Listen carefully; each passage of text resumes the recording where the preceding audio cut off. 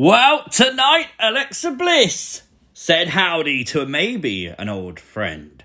Tonight, Alexa Bliss had the up next graphic before a commercial break. If you missed this, go and listen to it. I can't play it because of copyright, but there was a distorted version of Alexa Bliss's theme playing during this. It's really cool. And what Alexa had to say was, I think, really anticipated this week after she took out Bianca Belair last week. Well, she dropped a lot of Easter eggs tonight. She basically said that Bianca Belair doesn't fear Bray or Howdy. She should fear me because she is the new face of fear. Oh my God. And then she talks about having the whole world in her hands. You know, old school Bray Wyatt kind of references. Very interesting. Alexa would then say that she was in control. She was the one pulling all the strings. Now, this was really interesting because it was at this point that, oh my God, Uncle Howdy would interrupt Alexa. And of course, the imagery, lots of old school Alexa Bliss shown during this, including the still unexplained moment where she turned on the Fiend at WrestleMania. Howdy would then make his way to the entrance ramp and just laugh at Alexa Bliss. Now, interestingly, Alexa did not seem scared one bit. She just stared her hole straight through Howdy. She stayed on the announce table. He stayed on the stage. We got a commercial break and nothing else happened. Oh, the pain. This is called a cliffhanger, and I think it was done perfectly because now we have to ask the question, is Howdy targeting Alexa or is he recruiting Alexa? Interesting. Even more interesting, earlier on today, there was a report on Fightful Select from Sean Ross Sapp, who claimed Bo Dallas was backstage at Raw. Now, interestingly, just the other day, he reported that whoever was behind Uncle Howdy had kept their identity completely secret. And it does make you wonder, why would Bo show up at Raw as Bo if that was the case? Now, maybe that's just an oversight. Maybe I'm overthinking that. But it does now look, with Howdy appearing tonight, that Bo Dallas is Uncle Howdy. And if you needed more confirmation during the video package where Uncle Howdy was talking on the screen, I'm pretty certain that voice belonged to Bo Dallas. I'm pretty certain of that. This is things you might have missed from Monday Night Raw. Make sure you've hit the like button. And if you are new to the channel, hit the subscribe button too. The main event of Raw was Tag Team Turmoil, where the winners would earn a shot at the Raw Tag Team Championships. WWE possibly splitting up the tag team titles soon. Looks like it's going to happen, right? We got the return of the Caterpillar from Otis. I love that. Keep that, please, Otis. And we got a great story during this match as Finn would get injured and he'd have to be replaced by Dominik. That would give us Dominik's workout routine to warm himself up and never become a ballet dancer. Dominik Mysterio, though, would win the match for the Judgment Day when he had to replace Balor. Interestingly, was the Street Profits' reaction very, very down about losing. Is that heel turn still coming, maybe? The end shot of Raw, though, saw the Judgment Day and the Usos trying to intimidate each other. This is going to be just for the Raw titles. Cannot wait. I am so hyped for this match. Genuinely, I think this will be good.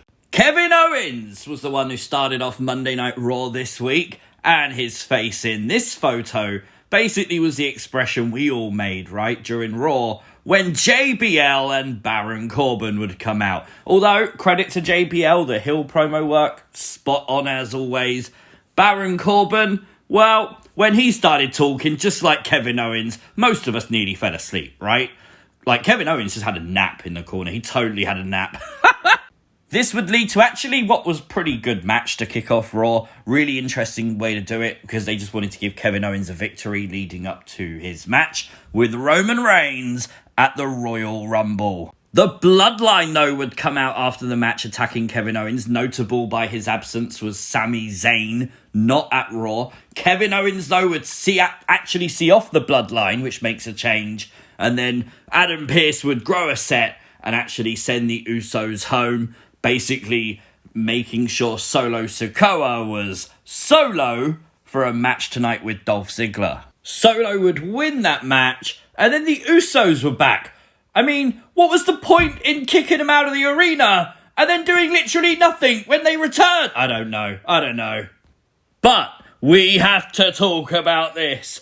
Dominik Mysterio. Big Dom, he's calling himself, I think, now. Of course, last week we saw this transformation from Dominik. He was on Miz TV this week, where Miz confirmed Dominik was only in jail for a few hours. All of the anger, all the stories, the teardrop tattoo, everything for a few hours. Exactly what we asked for last week on Things You Might Have Missed. Thank you for that, WWE.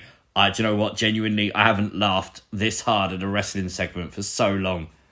Love what they're doing with Dom. Nikki Cross, once again, watching Candice backstage on Raw. Very cool. We'd see Candice get destroyed by Rhea Ripley in a match tonight. Really love the submission on the outside. Look at that. I love this because it just makes Rhea look like she doesn't care about winning. Submissions don't count on the outside of the ring, and she's just there to inflict some pain. Interestingly, though, there is a video circulating of Nikki Cross with Kevin Patrick backstage, and Kevin Patrick is asking Nikki Cross about what happens with Alexa Bliss, and all she says is, "Little Blissy, sneaky." What? Very weird. Also, why are they asking Nikki? Something to maybe keep an eye open on. We got confirmation during Raw from a tweet from Johnny Gargano that he injured his shoulder at a live event in Toronto. So best wishes to Johnny. Heal up fast. We definitely need you in the Rumble. And talking of healing fast, Seth Rollins came out tonight. Corey Graves called it a miracle. He did have a crutch with him. He did say his knee was not 100%, but he expected it to be okay for him to win the Royal Rumble. So I expect him to return for the Rumble. There was reports that this was going to be worked into the story and was part of the story, so that's good to see Seth's okay. But then we would have Bobby Lashley return to Monday Night Raw.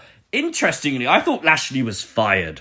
But no, apparently he was just suspended. Lashley returned, taking out Theory. We got the moment backstage with MVP. And of course, MVP was trying to recruit Lashley for what seems to be the reuniting of the Hurt Business. Lashley said no, but they did part on good terms. Lashley sort of said, not yet, maybe. MVP said, when you're ready to expand that business, let me know. Very something to look out for. We would also see Shelton and Cedric in that tag team turmoil big main event to Raw. So it does look like they're at least going to be a tag team while the Hurt Business is reforming, maybe. We got a closer look at Bronson Reed. Really nice video package highlighting his time in NXT. Love that. He would make it clear to The Miz that there is no us. And if you want something, pay me. I like that. I like that attitude. Maybe we can see Bronson Reed doing the heavy work for someone else too. Very, very cool. And it looks like we're going to get a feud between Dolph and Mustafa Ali. I'm all here for it. I think this would be a good feud. Wasn't like Dolph Ziggler and Mandy Rose or something the only thing, like the SmackDown Hacker reveal? Do you remember that? Like, that was a long time ago now. The Hacker's, I think, long gone, but sort of maybe put a little bit of play back into that story, perhaps.